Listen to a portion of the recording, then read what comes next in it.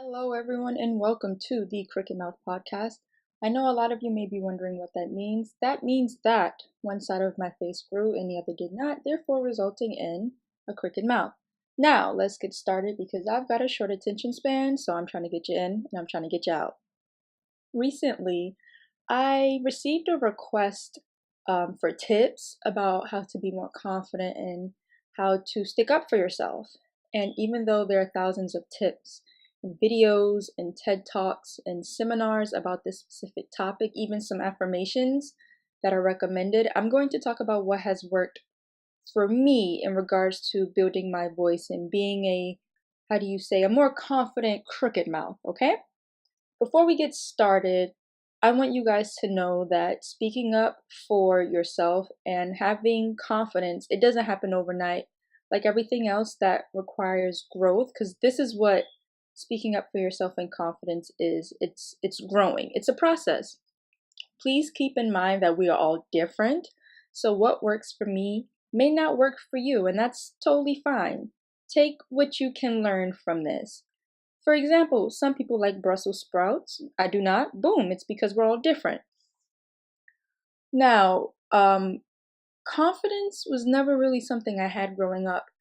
I was bullied by kids and teachers alike, and speaking up always had negative consequences for me.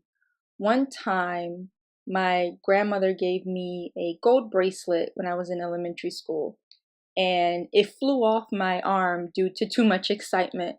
And when I went to go look for it in the classroom, I saw that it was in the pocket of another classmate. So when I approached them about it, the teacher who bullied me at the time kept telling me to go to my seat. Go sit down. Nobody's messing with you. Nobody has your stuff. Just go sit down somewhere. And I kept telling her, this kid has my bracelet. I can see it. It's in his pocket. This kid has my bracelet. She just kept telling me to sit down. She didn't care. Or I should say, she didn't care about me. And right then and there, that puts the thought into a child's head, a kid's head, that they don't matter. So for those of you who are listening, who suffer with low self-esteem and defending yourself, I want you to know that you do matter. That's the first step. That's the first tip I have for you guys. Start realizing that you matter and that you deserve more. You are listening in because deep down you know you matter. Start realizing that you deserve to be treated with respect. Once you start to realize that, you'll start to realize that your voice matters too. Back in my days, oh my God, I sound so old. Back in my days, when a woman showed her elbows, it was blasphemy. Okay, I'll stop.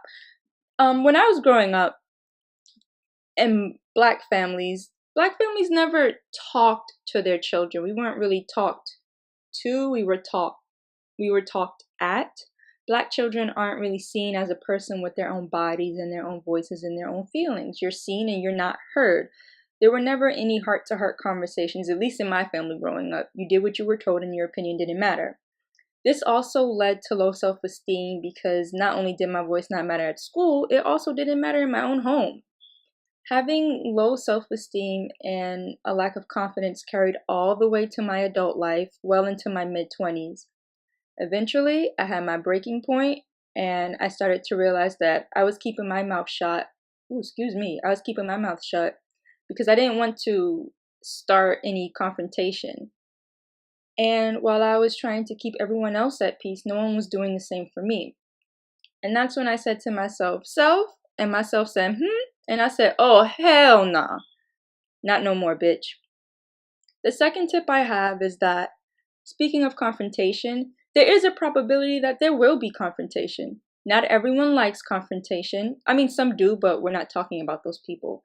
And when it comes to speaking up for yourself and sticking to what you believe in, there's always the risk of confrontation, but that's the risk that you have to be willing to take because that confrontation is a risk for you. But don't focus on the dreaded feeling of confrontation. Focus more on the fact that you are sticking up for yourself. Trust me, you will feel such a huge surge of relief when you finally let people know where you stand. The third tip I have is praise. Praise yourself for sticking to your guns. Create positive mental reinforcement in order to drive out the worry that you're going to do something wrong or that you did something wrong. It can be something as simple as, good job, me. Good job for stating that you didn't agree with this.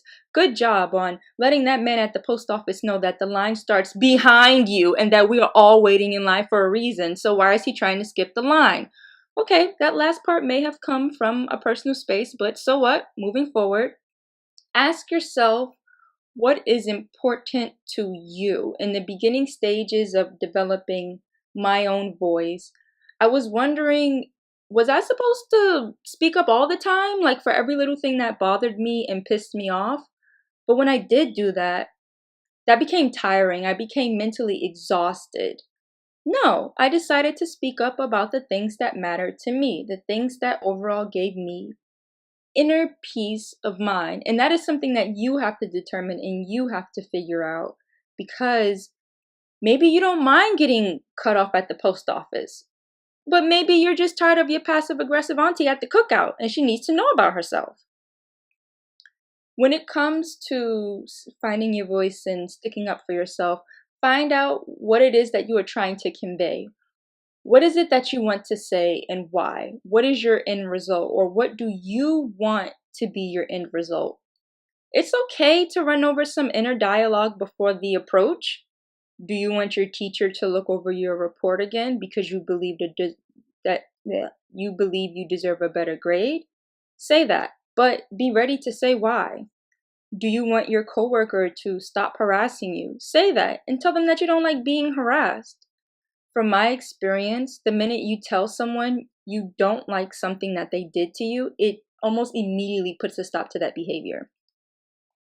My next tip is realize that you may have to get angry. It always baffles me that sometimes my polite approach doesn't really work on some people. It's not until I throw in a couple of cuss words and rude remarks that I'm finally being treated with respect. Long story short, honestly, sometimes you just have to go there with some people. Don't feel bad for doing this. Feel bad for the person who didn't respect your boundaries until you got angry with them.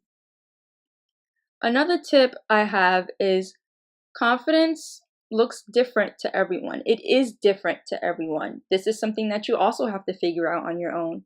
Some people define confidence as a direct approach. Some people just define confidence in just believing in themselves. The learning process for speaking up for yourself can be a long one, but in today's world, we all want results in 3 business days. So here, I present thee with a 3-day challenge. Shouts out to my very dear friend. She's like a freaking sister to me, Annie B. Annie B is the one that gave me the advice to do this. She's the one that gave me the suggestion to do this. So shouts out to you. I love you, girl. Pull up an app on your phone, whatever. Stick up for yourself and write down how you felt when you did it. Write down the results of the event. Assess how you feel. Did it bring you confidence? Did you achieve the desired results? Write it all down. If you feel overall better about yourself and your decisions and what it is that you decided to do, then that means to continue doing what you're doing. Another tip I have, which can be a huge confident crusher, stop caring what everyone else thinks. Now, I'm not saying don't care what anyone thinks. I'm saying specifically care about the opinions of those close to you. Don't care about the opinions of people who don't mean anything to you. They don't matter. And speaking about those who do care, if you want advice from a close person, what the hell? Moving forward, ask them what they would say and tweak it to suit your needs. I was watching a video and this lady approached this guy and she gave him her opinion on his last relationship. And the guy said to her, "You better watch what's the next thing you say to me about my relationship because you weren't involved."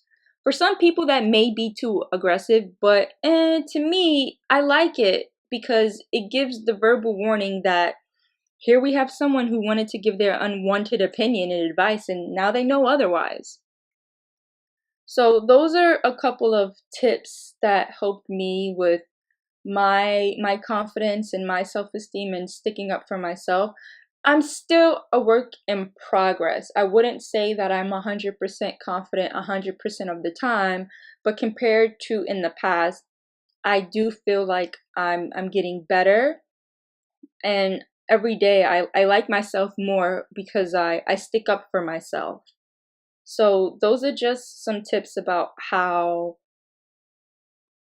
I have helped myself in the sense of doing things that worked for me. When it comes to having confidence and speaking up for yourself, you have to remember that you are making moves that make you happy. You are making moves for you. So let's say, for example, if something doesn't bother you, but it bothers the next person, there's no reason for you to say anything because it's not bothering you. So if it's not bothering you, that must mean that that's not something that matters to you.